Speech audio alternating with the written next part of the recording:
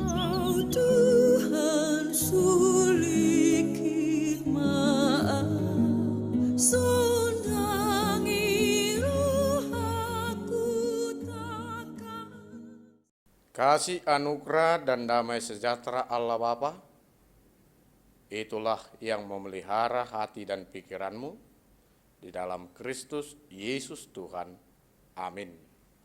Shalom. Bapak, Ibu, saudara-saudara, sahabatku yang terkasih dalam Yesus Kristus. Firman Tuhan untuk kita hari ini, Selasa 1 September 2020, tertulis dalam kitab Injil Lukas, pasal 5 ayat 11, beginilah bunyi firman Tuhan. Dan sesudah mereka menghela perahu-perahunya ke darat, mereka pun meninggalkan segala sesuatu, lalu mengikut Yesus. Demikian firman Tuhan. Mengikut Yesus keputusanku. Tentu kita masih ingat bagaimana proses pemanggilan Simon Petrus menjadi salah satu dari murid-murid Tuhan Yesus. Di dalam perjalanan Tuhan Yesus, yaitu pelayanannya mulai dari Galilea sampai ke Yerusalem, pada suatu hari Yesus berkeliling dan sampai di tepi danau Genesaret. Dia bertemu dengan Simon Petrus dan orang-orang yang bersama-sama dengan dia sebagai nelayan atau penjala ikan. Kita tahu bahwa Tuhan Yesus Kristus itu memanggil mereka yang mau mengikut dia dengan menyampaikan kabar sukacita, kabar Injil mengenai kerajaan surga dalam kehidupan mereka. Melalui khotbah-khotbahnya, Yesus mencoba membuka hati pikiran mereka supaya mereka mau mengikut Yesus Kristus. Dan inilah yang terjadi. Ketika Tuhan Yesus sudah menyampaikan beberapa pesan melalui kebenaran firman Tuhan, Tuhan Yesus menunjukkan tanda mujizat yang menyatakan bahwa kuasa Allah, kuasa Tuhan itu nyata. Pada siang hari, Tuhan Yesus mengatakan, ayo berangkat kita cari di danau yang paling dalam airnya, lalu tebarkan jalamu, dan mujizat nyata, banyak ikan yang terjaring di dalam jala mereka. Kalau kita adalah seorang nelayan, tentu kita tahu bahwa menangkap ikan yang lebih baik adalah di malam hari. Dan biasanya menangkap ikan itu selalu diperhitungkan kedalaman airnya dan bagaimana situasi, keadaan, jala atau jaring yang dia punya. Kalau jaringnya yang kecil, tentu dia akan mencari kedalaman air yang lebih rendah. Namun situasi ketika Yesus bersama dengan Simon Petrus, Tuhan Yesus mengarahkan mereka untuk mencari danau yang paling dalam. Luar biasanya, ikan-ikan pun tertangkap banyak. Bahkan jala mereka tak sanggup menampung yang banyak itu, banyak ikan yang keluar dari jala. Inilah tanda mujizat yang Tuhan Yesus berikan sebagai bukti bahwa kuasa Tuhan itu nyata, dan inilah yang menggugah hati mereka, terlebih Simon Petrus, untuk mau percaya dan mengikut Yesus menjadi penjala manusia.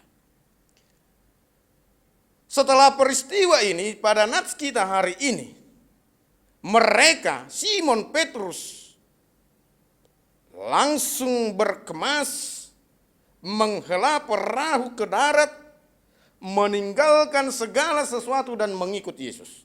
Hal yang luar biasa. Profesi yang selama ini dia jalani, dia lakukan sebagai nelayan, dia tinggalkan hanya untuk mengikut Yesus. Kalau secara logika, mungkin Simon Petrus berpikir, bagaimana ini Tuhan Yesus bisa mengetahui hal ikan atau mengenai ikan, sementara dia adalah anak tukang kayu. Namun melalui peristiwa mujizat itu, pola pikir yang demikian hilang. Karena apa? Karena jauh dari apa yang kita pikirkan, Tuhan mampu membuat kita tercengang. Hal yang luar biasa. Lukas 1 ayat 37. Sebab bagi Allah tidak ada yang mustahil.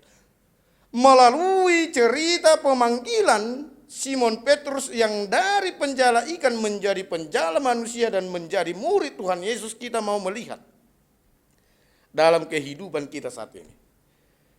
Apa itu? Jangan pernah menunda untuk mengikut Yesus. Kenapa kita harus sesegera mungkin menjawab, iya, aku mau mengikut engkau? Alasan yang pertama, sebab tak selamanya, tak selalu Tuhan itu mau menerima kita. Seperti apa yang terkandung dalam Yesaya 55 ayat 6 dikatakan, carilah Tuhan selama ia berkenan ditemui. Berserulah kepadanya selama ia dekat. Tidak ada waktu lagi bagi kita untuk menunda. Tunggu Tuhan.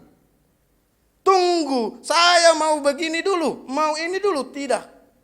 Tetapi mari mengikut dia selagi kita dipanggil, ditemui, dan dia berkenan untuk menerima kita. Yang kedua, kita tidak tahu kapan kita akan mati. Bagaimana kalau kita nanti sudah mati, sehingga kesempatan kita untuk bertobat tidak ada. Di dalam Amsal 27 ayat 1 dikatakan bahwa dikatakan dalam Amsal 27 ayat 1, janganlah memuji diri karena esok hari, karena engkau tidak tahu apa yang terjadi pada hari itu. Jangan tunda sampai besok. Itu kata pepatah, jangan tunda sampai besok apa yang dapat kamu kerjakan hari ini. Jangan tunggu sampai esok ketika saat ini Tuhan datang memanggil kita, marilah ikut aku, bertobatlah, tinggalkanlah itu. Kita harus mau dan siap menerima panggilan itu. Yang ketiga, ketika kedatangan Tuhan Yesus Kristus yang kedua nanti sudah nyata, itu adalah kedatangan Tuhan Yesus yang tidak pernah kita tahu. Kita tidak mengerti kapan dan bagaimana caranya nanti Tuhan Yesus itu datang. Oleh sebab itu kita harus siap sedia. Kapan dan bagaimanapun itu. Jangan pertobatan kita nyata setelah kita merasa bahwa diri kita terpuruk. Tetapi selagi diberi kesempatan, diberi waktu, mari mau berpaling dari perbuatan kita yang dulu kepada perbuatan yang baru, hidup di dalam Kristus. Mari kita katakan sama-sama, mengikut Yesus keputusanku. Apapun yang terjadi, kalau dia menginginkan aku untuk bersama-sama dengan dia, ya, ini aku. Saya siap untuk mengikut Yesus Kristus. Kiranya Tuhan Yesus Kristus melalui kuasa Roh Kudus memampukan kita untuk dapat hidup di dalam Dia dan menyerahkan hidup mati kita untuk selalu mengikut Dia, menuntun kita melakukan kebenaran-kebenaran firman-Nya di tengah-tengah dunia ini. Kita tinggalkan pekerjaan, segala harta benda kita mau mencari kebahagiaan, nikmat yang dari Tuhan Yesus di surga yang akan datang. Amin. Kita berdoa. Bapa kami yang di surga, yang kami sembah dalam Yesus Kristus, terima kasih buat kebenaran firman-Mu. Tuntun bimbinglah kami melalui kuasa Roh Kudus-Mu, supaya kami dimampukan untuk mengerti akan firman-Mu, dan kami boleh menghidupinya di dalam kehidupan kami. Berkatilah setiap orang-orang yang mendengarkan kebenaran firman-Mu ini, supaya mereka mau kembali beralih, bertobat, dan mau mengikut Engkau dengan kepenuhan hati, kepenuhan hidup, tanpa harus menunda-nunda. Sebab kami tahu bahwa hidup kami, mati kami sepenuhnya ada di dalam tangan-Mu. Berkatilah setiap pekerjaan yang kami lakukan sehari-hari, supaya semuanya itu memberi sukacita, kebahagiaan dalam hidup kami.